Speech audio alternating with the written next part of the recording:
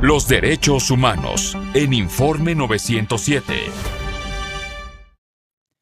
Bueno, derechos humanos, mi querido y amigo Luis Soriano, a quien saludo con mucho gusto del otro lado del teléfono. Luis, ¿cómo te va? Buena mañana. Hola, Toño, muy buenos días. Saludos a ti y a todo tu auditorio. Acá estamos pendientes y presentes contigo. Perfecto, muchísimas gracias. Este día, ¿qué tema tocas? ¿Qué pones en la mesa? Pues mira, ves que acaban de pasar las elecciones en Colombia y hay temas ahí valiosos que creo que hay que retomar frente a las próximas elecciones en México en el 2027. ¿Te parece que hablemos de ese tema? Por favor, adelante. Mira, las elecciones recientes en Colombia abrieron ya un debate que ya rebasó sus fronteras y no es por quién ganó o quién perdió. Lo que pasó allá nos deja una advertencia muy clara sobre lo que es la soberanía y nos obliga a mirar lo que México enfrentará rumbo al 2027. Durante años pensamos que el peligro para la democracia era el fraude, ¿no? La urna embarazada, el acta alterada, el voto comprado, pero en el siglo XXI las reglas son otras ya. Hoy la contienda política empieza muchísimo antes del día de las elecciones y se libra en el terreno donde la mayoría ni siquiera se da cuenta que están peleando el poder. Se están disputando algo más profundo, que es la capacidad de un país de decidir su propio destino. México tiene el voto en papel. Eso hace casi imposible un hackeo masivo como en otros países. Entonces, ¿dónde está el riesgo? No es en las urnas, está todo lo que pasa antes. Ahí es donde se juega la soberanía real. ¿Dónde exactamente? En cuatro terrenos principales. Primero, cómo se construyen las candidaturas. Segundo, cómo se forman los liderazgos. Tercero, qué narrativas dominan la conversación. Y cuarto, quién tiene la capacidad de influir en la opinión pública. Esa es la nueva arena política y si no la entendemos, vamos a llegar a votar en el 2027 creyendo que elegimos libremente cuando la cancha estaba ya marcada. ¿Y quién marca esa cancha? Hoy, en gran medida, las redes sociales y las plataformas digitales. Son millones de mexicanos los que se informan por algoritmos y seamos honestos, nadie sabe exactamente cómo funcionan. Pero esos sistemas deciden qué se viraliza y qué no se viraliza, qué tema es tendencia y qué asunto simplemente desaparece de la conversación. La manipulación ya no necesita mentir. A veces basta con amplificar algún mensaje, silenciar otro, crear un ambiente donde todos creemos estar pensando por cuenta propia, cuando en realidad nos están dirigiendo la voluntad. Esa es una forma moderna de vulnerar la soberanía. No te quitan el voto, nada más te guían para que votes lo que otros quieren. Y aquí entra el segundo punto, la geopolítica. México no es cualquier país, somos estratégicos por economía, comercio, energía y seguridad. Nuestra ubicación nos pone en la mira de todo el mundo.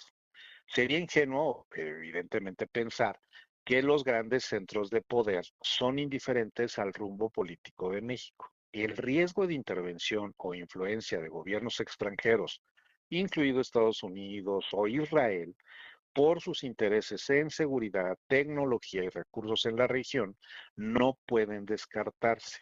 Y ojo, ya no hablamos de marines desembarcando. Hoy la influencia se mete por medios de comunicación, plataformas, financiamiento, organizaciones con incidencia pública, operaciones de inteligencia y estrategias que construyen durante años, pero no vienen de afuera.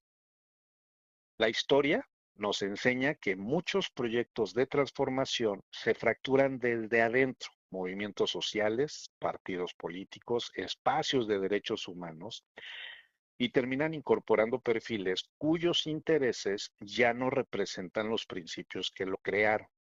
Esto se ve claro en una disputa clave, el significado de democracia, libertad y derechos humanos. La soberanía también se erosiona cuando vaciamos de contenido esos valores. Antes pensábamos que los derechos humanos eran banderas exclusivas de los progresistas. Hoy no. Sectores conservadores usan el mismo lenguaje para empujar sus agendas. La pelea ya no es con quien habla de derechos humanos, sino qué proyecto de sociedad queremos construir con ellos. Y hay algo más que urgente que va rumbo al año 2027. Las buenas intenciones no bastan. Compartir una causa no te prepara para gobernar. Defender derechos requiere formación, capacidad técnica, conocimiento del Estado. Cuando gente sin preparación ocupa espacios claves, el daño es enorme y ese daño debilita la soberanía porque un Estado sin capacidad es un Estado vulnerable. Por eso la calidad de los liderazgos será decisiva. Tampoco podemos ignorar el cambio cultural. En el siglo XX se daba por hecho que los sectores populares votaban por la justicia social. Hoy no.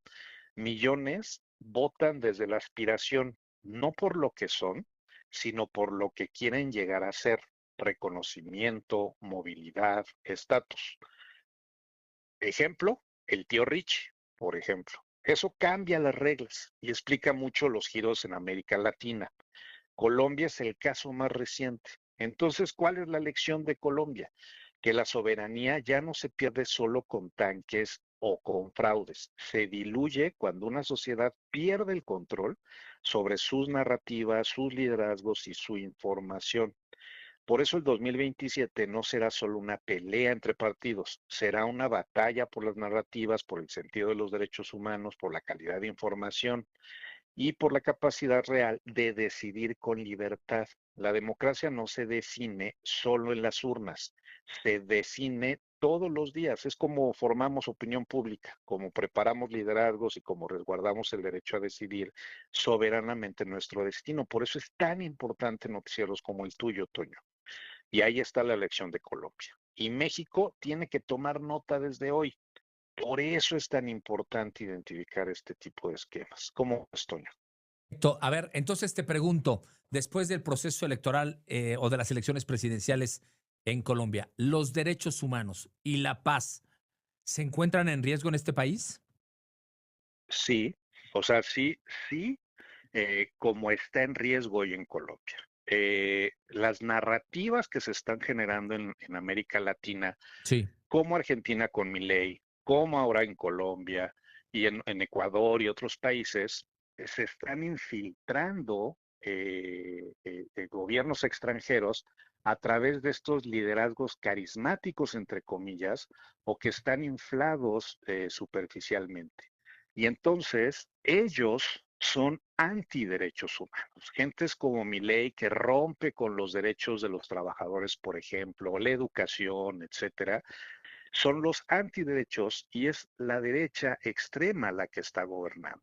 Y estos están inclusive manipulados. Y entonces la soberanía del país no radica exclusivamente en que decidamos que voten por mexicanos o mexicanas, sino además que están manipulados. Y un Claro. caso muy claro es lo que pasa con Ricardo Salinas.